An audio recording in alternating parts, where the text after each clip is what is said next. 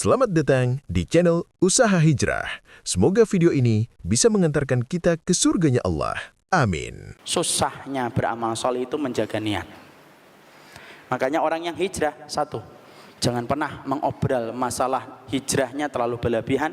Cukup dia katakan dia hijrah untuk memantapkan posisinya, selebihnya jaga niat.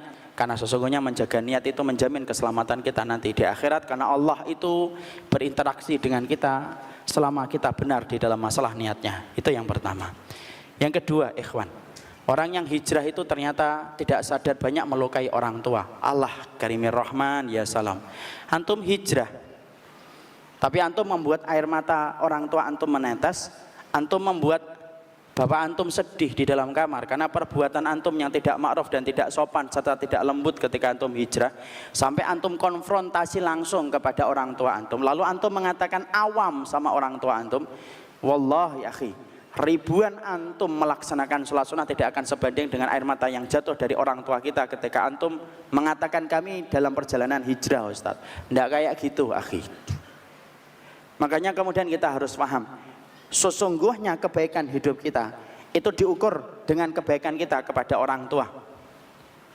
Dan sesungguhnya ruwetnya kehidupan kita itu kalau ruwet hubungan kita dengan orang tua. Antum tahu ikhwan, orang yang paling besar memiliki antum ini dan saya itu adalah ibu dan bapak saya. Maaf kata ya, kalaupun bapak saya bunuh saya, bapak saya dosa besar, tapi bapak saya tidak bisa dikisos dia. Kenapa tidak bisa dikisos Ustaz? Al-ubuwatu tamna'ul kisos. Hubungan ayah dan anak itu menghalangi kisos. Karena saking besarnya kedudukan mereka memiliki seorang anak. Makanya pernah ada pertanyaan kepada Syekh itu. Syekh, orang tua saya numpang sama saya. Ulangi lagi pertanyaan kamu. Orang tua saya numpang sama saya. Ulangi lagi pertanyaanmu. Ternyata kemudian Syekhnya berkata, sesungguhnya bukan kamu, bukan mereka yang numpang sama kamu, tapi kamulah yang numpang sama orang tuamu. Anta wa maluka li abika, kamu dan hartamu itu milik ibumu. Ikhwan, kalau antum hijrah, tapi antum tutur katanya ketus, kemudian tutur kata antum layaknya pisau, kemudian hati antum layaknya minyak yang siap membawa api ketika membakar, bagaimana ketenangan hati orang tua antum? Antum salah akhi. Karena hijrah kalau benar dengan sikap yang baik itu seharusnya tidak membuka konfrontasi kita dengan orang tua kita. Anak paling tidak suka ya kalau ada seorang anak baru hijrah kemudian tega datang kepada saya dan mengatakan orang tua saya itu awam. Betul Ustaz. Loh, orang tua antum itu awam, orang tua kita ini bodoh. Mungkin juga karena kita ketika dia mau belajar, antum sudah nongol itu di rahim ibu kita. Dan ketika antum kemudian ketika bapak kita mau belajar, kita sudah nongol dan dia rela untuk kerja meneteskan keringat supaya nyarikan kerja untuk kita. Loh kok tega-teganya kita ketika hijrah kemudian kita ngomong ibu itu tidak paham agama, bapak itu taunya apa? Loh sejak kapan kemudian hijrah itu alat legitimasi bagi kita untuk meneteskan air mata orang tua kita akhi? Kalaupun orang tua anak antum belum paham tentang apa yang kita yakini hari ini ketika kita ingin meretas jalan sebagaimana jalannya Nabi, maka wallahi perkataan saya dan antum tidak pernah halal di hadapan Allah untuk membuat terluka hati orang tua kita. Air susu yang paling mahal akhi, air susunya seorang ibu, dan sesungguhnya keringat yang paling mahal, keringatnya seorang ayah ketika meneteskan keringatnya untuk ngasih pakaian anak dan antum, sampai rela bodoh mereka untuk menimtalkan kita. Lalu kemudian ada orang hijrah nangiskan orang tuanya, wallahi saya nggak terima dunia akhirat. Wallahi saya nggak terima dunia akhirat. Orang tua kita itu akhi, berapa banyak orang kemudian di Jakarta itu saya lihat anaknya ngaji, tapi ibunya kemudian ngomong sama saya seneng Ustaz anak saya ngaji Ustaz, tapi kalau ngumpulang ke rumah ketus omongannya, selalu yang disampaikan kata ustadznya, seakan-akan perkataan saya itu tidak ada yang benar ketika saya mendidik dia. Wallah akhi, bukankah orang yang paling berhak dengan kesabaran kita orang tua kita akhi? Orang yang paling berhak dengan kelembutan kita itu adalah bapak dan ibu kita. Lu sejak kapan antum belajar sama ustadz? Perkataan ustadz antum jadikan menjadi dalih dan legitimasi untuk menaikkan suara antum di hadapan orang tua. Wallahi akhi, ana sering melihat air mata yang jatuh semacam itu, dan ana tidak terima kalau ada orang yang hijrah melakukan kayak gitu. Kasihan ibu antum ikhwan, dulunya berapa kali mereka akan belajar, tapi antum sudah nongol di rahimnya, kemudian antum menyusahkan dia sampai kemudian mereka tidak bisa ngapa-ngapain ketika mereka mabuk ketika mengandung kita. Lu kok tega-teganya kita hari ini mengatakan kepada orang tua kita, orang tua saya jahil loh Ustaz, orang tua saya bodoh. Lu sepintar apa antum sampai mengatakan itu sama orang tua antum? Dan itu tidak akan terima saya. Wallahi saya nggak akan terima, akhi. Maaf saya ngomongnya keras, karena saya sudah terlalu banyak melihat air mata ibu-ibu ketika kemudian menceritakan tentang anaknya. Anaknya baru ikut ngaji sekali, 2 kali dalam sepekan, pulang ke rumah nutup pintu rumahnya. Lalu kemudian kamarnya setiap diketok sama ibunya, mengatakan ibu tidak paham tentang apa yang saya lakukan. Ya Allah ya salam. Ribuan kali kita melaksanakan sholat sunnah, akhi. Tidak akan antum mampu menandingi untuk menghapuskan dosa kita ketika kita membuat air mata ibu kita itu menetes. Wallah, akhi. Terlalu berharga perjalanan hijrah. Antum ikut komunitas apa saja, tapi kemudian menetesnya air mata ibu antum, hati-hati antum. Tidak akan orang itu masuk surga sampai kemudian dia baik kepada ibu dan bapaknya. Ingat akhi, cetakan anak antum itu berdasarkan bagaimana perbuatan antum kepada orang tua antum. Antum kasar, walaupun atas nama kebenaran, Allah akan kirimkan anak yang juga kasar sama antum, sebagaimana kasarnya antum ketika ngomong sama orang tua. Wahab bin Munabbih itu mengatakan, man waqara walidayhi razaqahullahu waladan yuwakkiruhu, wa man lam yuwakkir walidayhi razaqahullahu waladan lam yuwakkiruhu. Wahab bin Munabbih mengatakan, siapapun anak yang hormat kepada orang tuanya, Allah akan ngasihkan dia anak yang hormat kepadanya, persis sebagaimana dulu dia hormat kepada orang tuanya. Tapi siapapun anak yang durhaka sama orang tua, kasar sama orang tuanya, wallahi Allah akan kirimkan dia dengan anak yang akan durhaka kepadanya persis sebagaimana dulu dia durhaka kepada orang tua. Afwan, ini saya terbawa karena sudah terlalu banyak air mata yang saya lihat dari bapak-bapak dan ibu ketika melihat anaknya ngaji, tapi justru air mata bapak dan ibunya itu menetes. Anak lihat orang tuanya baik. Mungkin ada hal-hal yang kemudian bisa dipahami oleh seorang orang tua, wajar akhi. Mereka hidup pada zaman tahun 80-an, 90-an, di mana belum ada banyak YouTube, kajian WA, sebagaimana antum hari ini mendapatkan itu dengan mudah. Kalau belum paham antum harusnya sabar. Dan itulah yang harus kita ngerti. Yang kedua, perhatikan akhi, anak antum itu cetakan antum kepada orang tua. Kok tiba-tiba anak antum nanti lembut, itu karena kelembutan antum ngomong sama orang tua. Kalau ada anak antum kok kemudian perhitungan sama antum masalah uang, itu berarti karena antum dulu perhitungan itu kepada orang tua antum. Saya pernah mendapati sebuah video dari orang kaya, rumahnya itu dipasangi setiap sudutnya itu CCTV. CCTV dipasangi itu. Lalu kemudian dia lagi duduk membuka laptop, ada bapaknya yang sepuh, kemudian ngomong, nak begini, saya lagi sibuk pak. Kemudian dia melanjutkan ngetik lagi, kemudian dipeluk lagi, nak begini, pak saya lagi sibuk pak. Tolong pahami saya lah pak. Nak tapi kan saya bapak ini jarang minta tolong sama kamu, tapi saya lagi sibuk pak. Lo belum kering dia ngomong, itu kemudian ada anaknya turun ke bawah. Dari lantai kedua, bawa handphone, kemudian dia berkata sama anak dia ini, nak tolong ambilin minuman di atas meja itu, nak ambil nak, bapak lagi kerja ini. Anaknya itu kemudian sembari megang handphone, kemudian berkata, papa, saya kan lagi sibuk, saya ada kerjaan ini, sekolahan itu, ambil sendiri pak, saya tidak bisa ngambilin, keluar anaknya. Belum kering ngomong sama bapaknya, Allah kirimkan langsung cash dan kontan. Makanya pantas Rasulullah itu kemudian bersabda, tidak ada kebaikan yang Allah segerakan di dunia kecuali kebaikan kepada orang tua, dan tidak ada kejahatan yang Allah balas di dunia sebelum kejahatan itu nanti dibalas di akhirat kecuali kejahatan kita kepada orang tua. Hati-hati akhi, ruwetnya hidup antum dan saya karena ruwet hubungan kita dengan orang tua, tapi mulusnya kehidupan saya dan antum karena mulusnya hubungan kita dengan orang tua.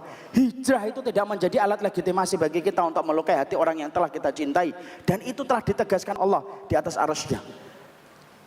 Minta maaf akhi, jangan pernah kemudian ngomong kasar hanya gara-gara kemudian kita ingin melakukan kebaikan.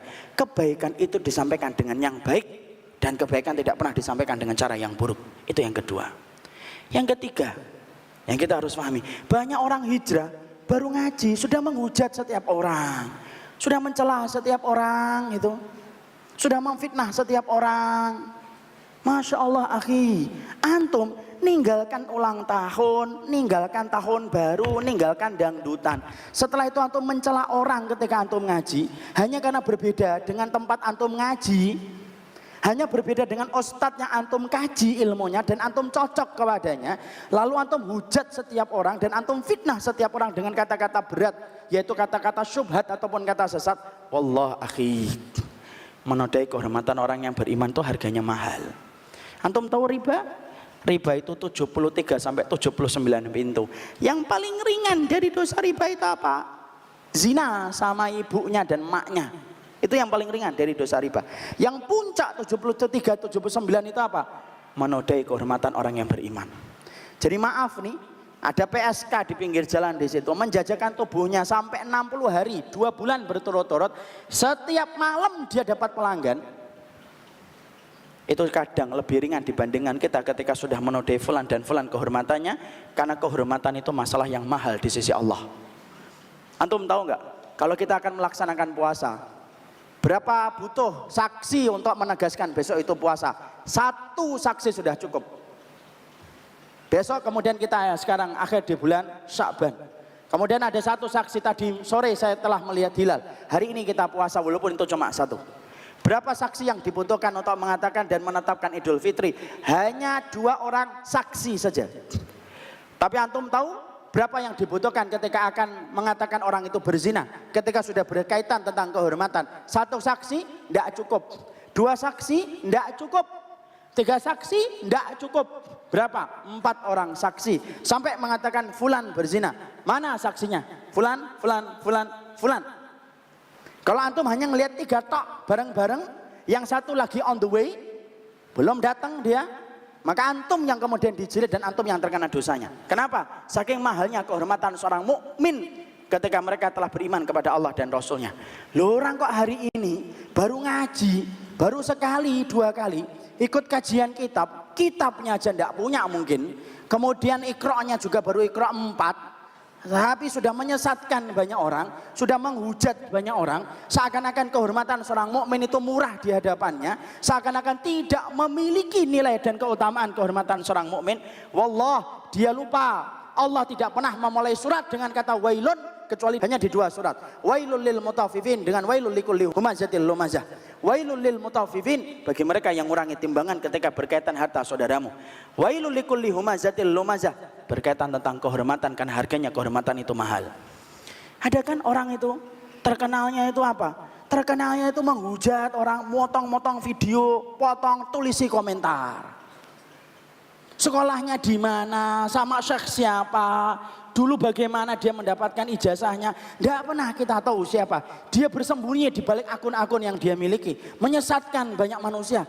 Kerjaan apa kayak gitu tuh. Dan itu salah satu kesalahan kita di dalam kita berhijrah. Hijrah itu harusnya sibuk dengan amalan yang nyata. Banyak orang kristenisasi, Syiah banyak di mana-mana, kristenisasi banyak di mana-mana. Banyak orang yang mendapatkan musibah, sana pergi ke Poso, sana pergi ke Palu, sana pergi ke Donggala, sana pergi kita kemudian ke Lombok. Jelas itu akhi. Ada orang kadang-kadang baru hijrah sebentar, buat akun, buat video pendek, kumpulin video-video, tulisin kemudian menghujat fulan, buat grup untuk menyesatkan banyak manusia. Padahal orang yang dia hujat, orang yang dia vonis tidak pernah ketemu sama dia tidak pernah menyampaikan dalilnya, dia tidak pernah kemudian mendengar dari dalil orang yang dia sesatkan, tapi setelah itu dia tertawa, terbahak-bahak.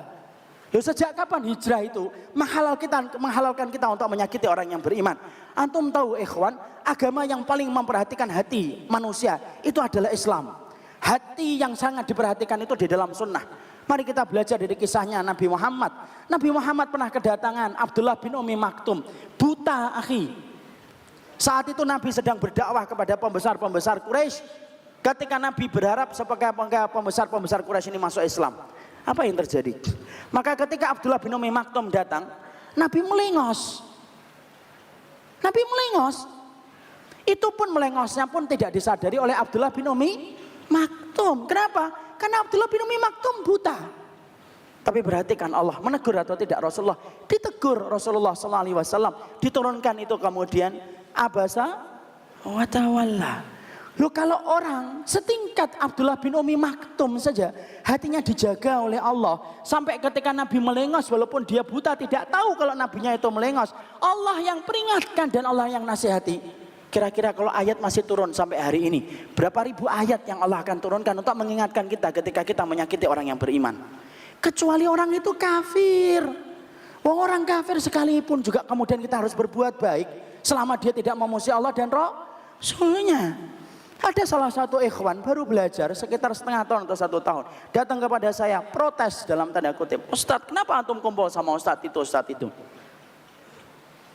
Ini sebenarnya pertanyaan tidak ada adabnya sama sekali kepada seseorang yang kemudian diambil ilmunya oleh dia. Saya tanya, apa masalahnya dengan Ustadz itu? Mereka kafir?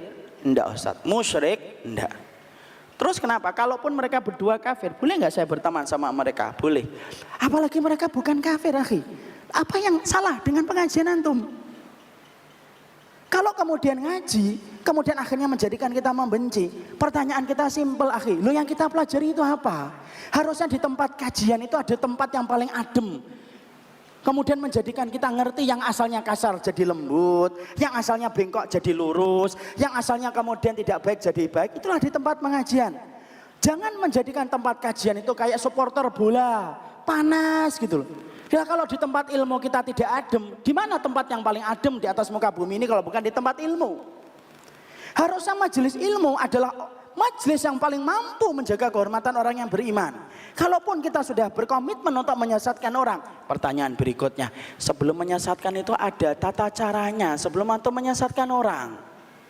Antum ingat ikhwan, Jessica yang kemudian naburkan kopi sianida yang sempat terkenal live kemudian siarannya. Itu sampai berpekan-pekan, akhi, diputar kembali CCTV-nya, didatangkan ahli dari Singapura, Australia didatangkan, semuanya saling menyampaikan kemudian teorinya masing-masing untuk membuktikan apakah Jessica itu salah ataukah tidak.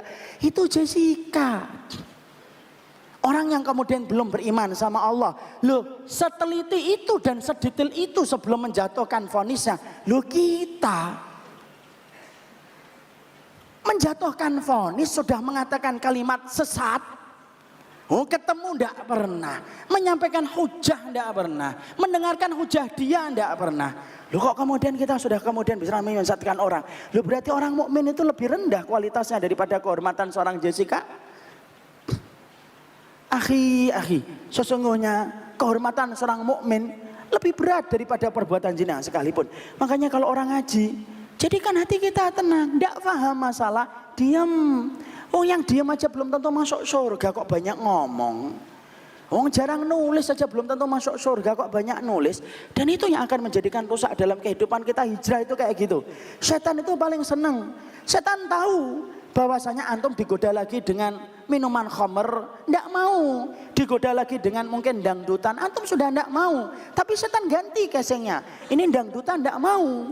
Ini kemudian minuman keras tidak mau. Tapi digoda, ini fulan, ayo nodai kehormatannya. Ayo ngomong, ayo ikut komentar. Ayo ikut komentar, ayo katakan begini dan begitu. Tulis, share. Tulis, share. Lalu kemudian setelah itu tertawa sama komunitasnya, lalu mengatakan inilah amar ma'ruf nahi mungkar. Nahi mungkar ilusi mereka dan subjektivitas mereka sendiri ketika mereka berprasangka yang semacam itu. Rusak, akhi. Daripada kemudian itu menghujat banyak orang, tidak paham, diem. Tidak semua masalah perbedaan itu harus disikapi dengan hujatan. Kan memang beda, Ustaz. Masalahnya adalah satu. Apakah perbedaan itu adalah perbedaan yang ada pada zaman salaf ataukah tidak? Itu juga antum harus ngerti. Oh, enggak ngerti. Antum baca kitab taunya Bismillahirrahmanirrahim. Tapi enggak paham tentang apa-apa. Ya sudah, makanya jangan kemudian kita hiasi hijrah kita dengan hujatan dan umpatan. Saya pernah dengar dulu itu dan tadi malam juga disampaikan. Katanya orang yang gampang kemudian menghujat itu, Masya Allah, di mana-mana tempat itu ada. Di Medan pun juga banyak ternyata. Orang yang suka menghujat, suka mencela gitu. Hanya menumbuhkan jenggot aja kemudian antum menghujat setiap orang, akhi. Hanya pakai peci, baju koko antum rubah yang dulunya pakai death metal kemudian sekarang diganti dengan indahnya senyum. Kemudian kita menghujat orang itu. Antum tahu ikhwan, Rasulullah SAW itu dipuji dalam 2 perkara. Di dalam surat Al-Fatah 29, asyidda walal kuffar ruhama bainahum, ruhama'u bainahum. Rasulullah itu dipuji dengan para sahabat dalam 2 perkara, keras sama orang kafir tetapi rahmat bagi orang yang beriman. Ngaji kalau benar harusnya kita tegas sama orang kafir kalau mereka memuji Allah dan Rasulnya. Kalau tidak memuji Allah tidak boleh antum kerasin, antum kasih hadiah, antum kasih kemudian korban, boleh bagi orang kafir. Nah, yang kedua yaitu adalah bagaimana kita rahmat kepada orang yang beriman. Jadi Masya Allah inilah yang menjadikan kita memahami. Jangan dirusak hijrah dengan gali lubang, tutup lubang. Janganlah kita memintal kemudian baju, kemudian kita rusak apa yang kita pintal. Karena sesungguhnya terlalu berharga hijrah ini. Kalau hijrah ini hanya pindah dari satu dosa ke dosa yang lainnya. Maaf kalau ada tutur kata saya yang berlebihan, suara saya yang akhirnya saya terpancing sama orang Medan. Ngomongnya juga harus keras karena masalah yang orang tua itu sekali lagi saya tidak bisa terima, ikhwan. Karena masalah orang tua itu masalah yang cukup penting dalam perjalanan kita, dalam kehidupan akhirat dan dunia kita. Semoga Allah merahmati kita. Orang-orang yang hari ini sudah hijrah, satu, jagalah niat yang benar. Jangan terlalu memproklamirkan hijrahnya. Dua, jaga hubungan antum dengan orang tua. Orang tua saya belum paham Ustaz. Iya, sabar. Tidak ada yang instan di atas muka bumi ini. Yang ketiga, dalam perjalanan hijrah ini pastikan antum bukan menjadi orang yang menghujat, bukan menjadi orang yang gampang mencela, karena bukan itu tujuan kita melaksanakan perjalanan hijrah. Semoga Allah lindungi kita dari semua hijrah yang salah dan tidak sebagaimana mestinya, dan semoga Allah memberikan keberkahan untuk kita insyaallah.